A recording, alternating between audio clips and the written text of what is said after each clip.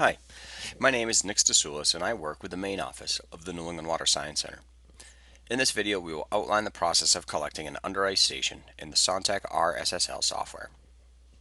Immediately after you enter the edge information, this dialog will appear that allows you to enter information associated with your first station. First, enter the distance from the initial point, which is essentially your distance from shore. You can also enter the distance between stations. Either way, ensure the location agrees with the location noted on your tagline. For ice measurements, ensure the water surface type is set to ice or ice and slush, depending on your conditions. If you are unsure, use ice and slush. Notice that clicking in each of the ice information fields will change what is shown on the image to the right.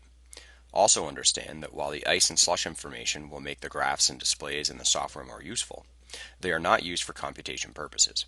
If you decide to leave the ice information blank, only the transducer depth below the ice is needed, which should then match the transducer depth below water surface.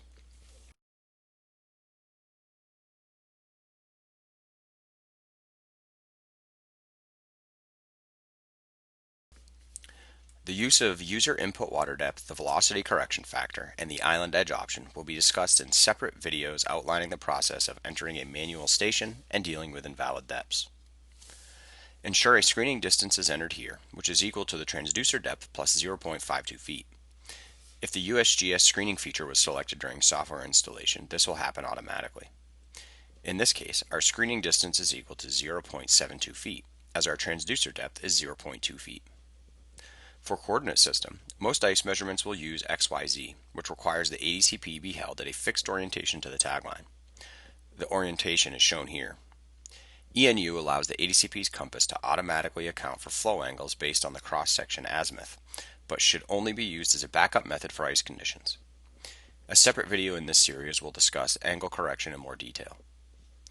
The default averaging time of 40 seconds should be used, though you may consider increasing this value in cases where you're getting intermittent invalid data. Gauge height information can be entered here, as well as the time the gauge height was read. While there is an option to edit extrapolation methods here, those methods will usually be reviewed and applied during playback, a process described in a separate video in this series. You will notice that the extrapolation method is set to no slip when the water surface type of ice or ice and slush is selected. If you are ready to end a measurement and enter ending edge information, select the End Edge button here. Once all fields are populated correctly, and you are sure that you are getting a reasonable number of valid depth cells and otherwise reasonable data, hit the Measure button or select Enter to begin data collection.